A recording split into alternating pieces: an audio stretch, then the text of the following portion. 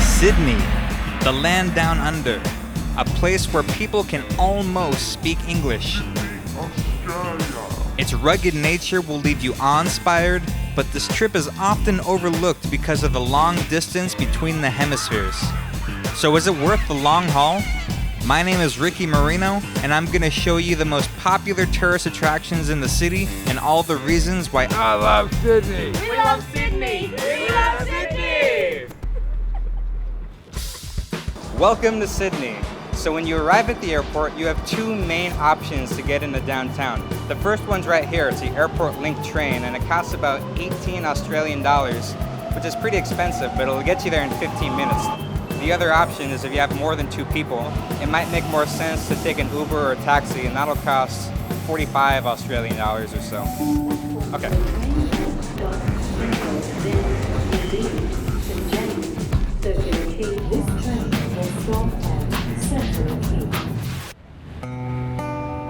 What started out as a remote island full of castaways and convicts has blossomed into a place anyone would be proud to call their home. In downtown Sydney, there's a real feeling of safety in the streets, people are friendly and approachable, and you'll find that it's very easy to get around. If you plan on using any kind of public transportation while you're here, you definitely want to pick up something called an Opal card.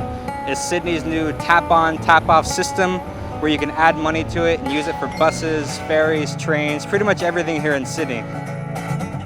Some days I don't even trust myself. Some days I drink a gallon of acid rain. What's the temperature it needs before it all comes down? What's the point in even trying when you're burnt to the ground? What's the temperature it needs before it all comes down? What's the point in even trying when you're burnt to the ground?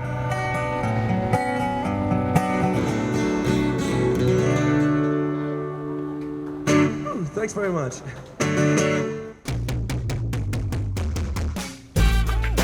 While you're downtown, check out the Sydney Tower Eye, where you could take a ride all the way up to the observation deck for some great views of the city.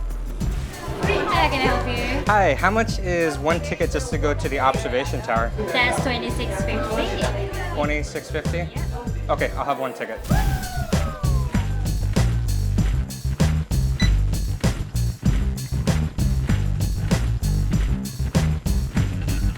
Good afternoon, everyone. Welcome to the Sydney Tower Eye, the best view in Sydney. You're looking at it.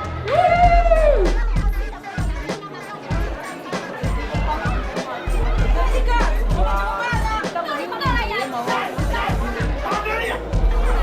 If you can fight your way through the hordes of other tourists, then the views are definitely worth it. Sydney Tower is the tallest structure in Sydney. And on a good day, you can see everything from the Blue Mountains in the west to the Pacific Ocean in the east. And cloudy days are rare here in Australia, so you've got a great chance for some awesome views of the city and a bird's eye view of the harbour.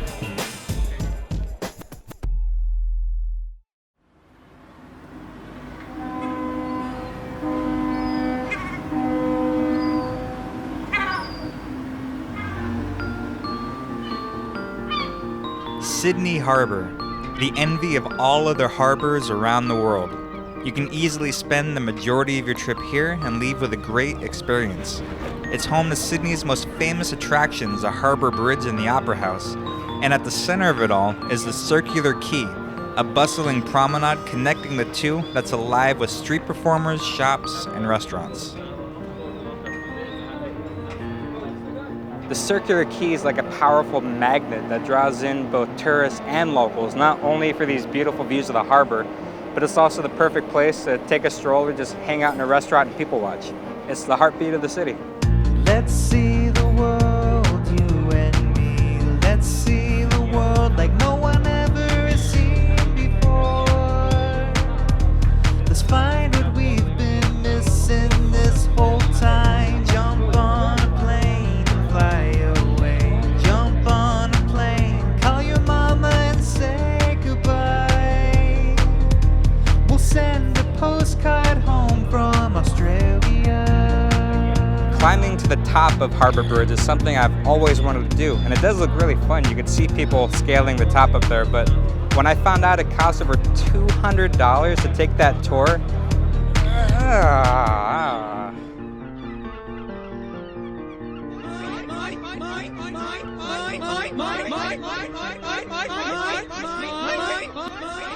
Yeah, you know, it really cheeses me off when these Americans come over and they think they can take over they're feeding natural habitat. These are our prized possessions, the kangaroo and the seagull. And just because they want to do the Finding Nemo thing, we invented it. The Sydney Opera House is known for its symbolic design, with its sail-like structure dominating the harbor, ready to cast out into the world.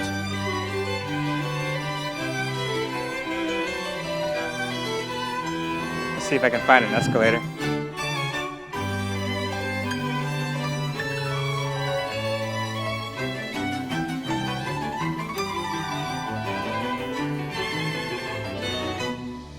The Opera House is one of the most iconic buildings in the world. And if you want to, you can pay some money and take a guided tour inside or come back at night and see a concert. But the real thrill for me is just to be outside to see the structure itself and just walking around the building taking pictures. I mean, that's what you really want to come here for.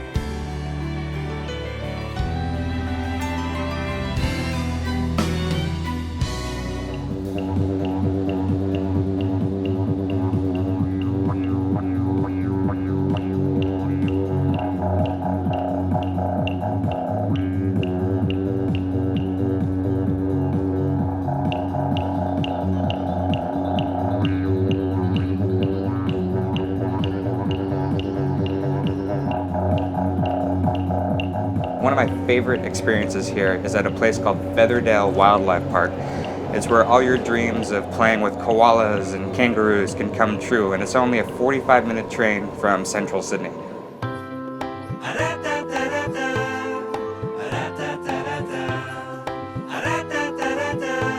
Welcome to Featherdale.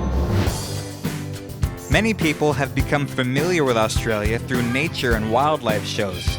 And here at Featherdale, you can get up close and personal with the animals, unlike other zoos in the city. And Featherdale is known for showcasing only species that are indigenous to Australia, from wallabies to crocodiles. And no trip to Sydney is complete without a koala pic.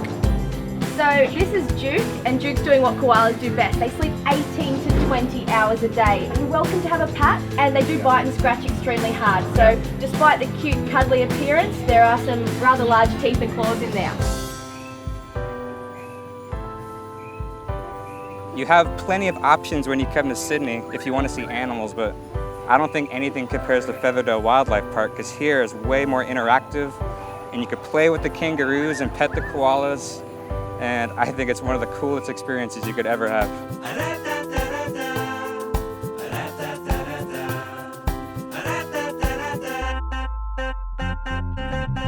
Hey, that Aussie sun will keep on shining. Hey, koalas, they just keep on climbing. When you're sad and lonely and feeling crappy, hey, a kangaroo will make you happy. These kangaroos will make you happy. A kangaroo will make you happy.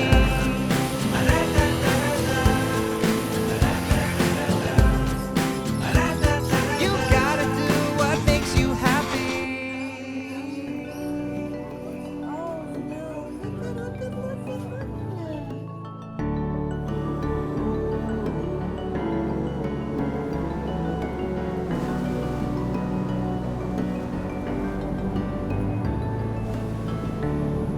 If you only have time to visit one beach while you're in Sydney, then Bondi is where you want to be.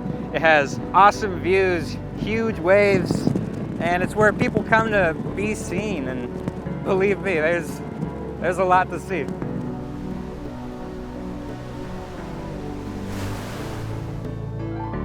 We'll find our way to Bondi Beach. Let's lay our town in a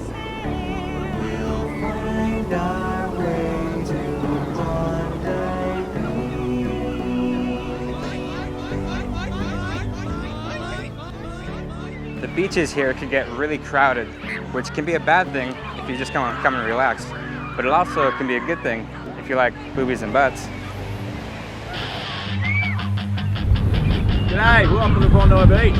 Best thing I reckon would be the beers, barrels, and the babes. Can't beat it.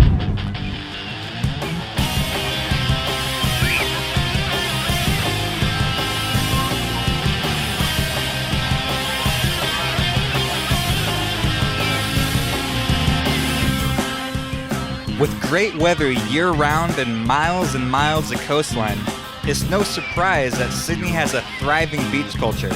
If you ask, every local will give you a different answer for which beach is their favorite. But as a tourist, Bondi will give you that thunder from down under experience that you may or may not be looking for.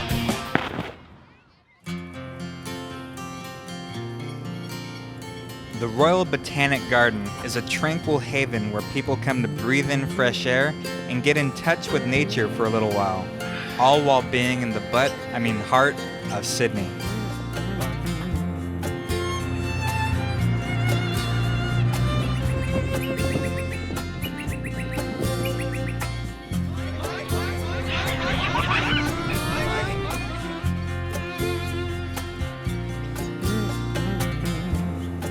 After you walk through the botanical gardens, you'll get to this end area called Mrs. Macquarie's Point, and you'll get this epic view of the harbor.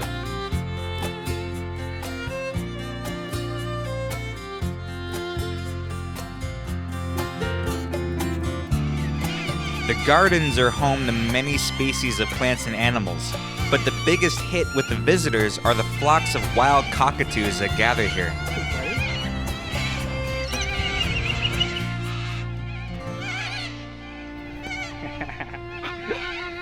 But even the cockatoos know when it's time to leave because of what lurks in the shadows. Oh no! Oh no! What happened?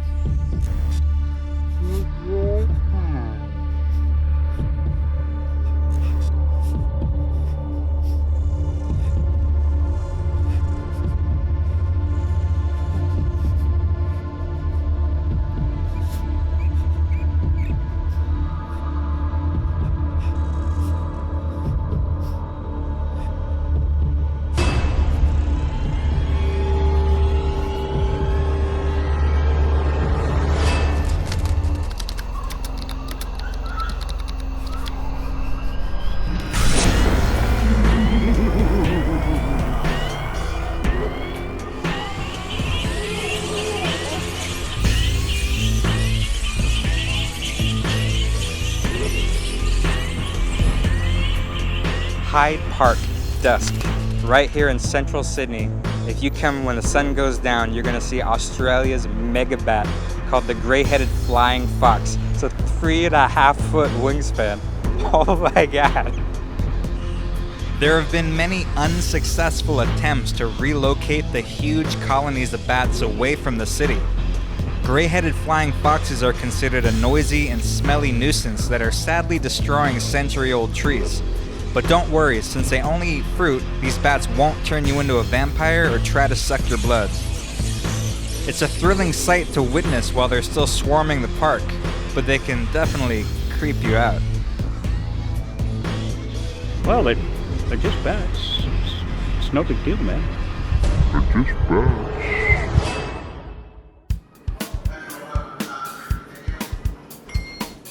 So many of Sydney's attractions are located on or near the harbor, and you'll find yourself returning to the Circular Quay several times throughout your visit. As a transportation hub, it's the starting point for most of the popular ferry routes in a city where ferries are a valid option and fun way to get around. Wow. Oh my God. Do yourself a favor and see Sydney from the perspective of being out on the water at least once, even if it's just a short ride across the harbor to Milson's Point, where you'll find some of the biggest smiles in the city. I'm here at Luna Park. This big smiling face behind me has been a fixture in Sydney Harbor since 1935.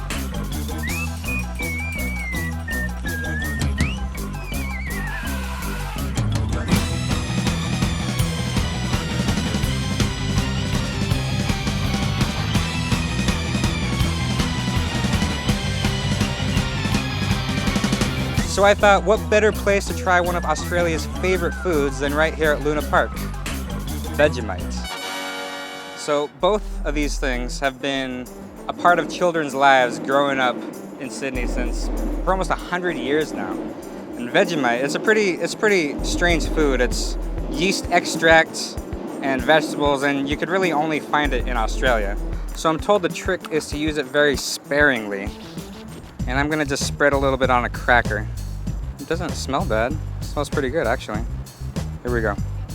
Vegemite.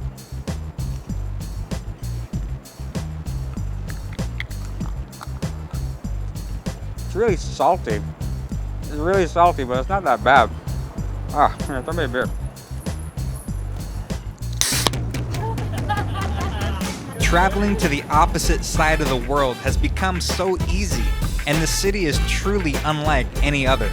And with so many things to see and do in your tour of Sydney, there's no way you'll get to all of them in just one trip. But there's no reason you can't come back. It's just a short little 20-hour plane ride away from home. Yeah. So come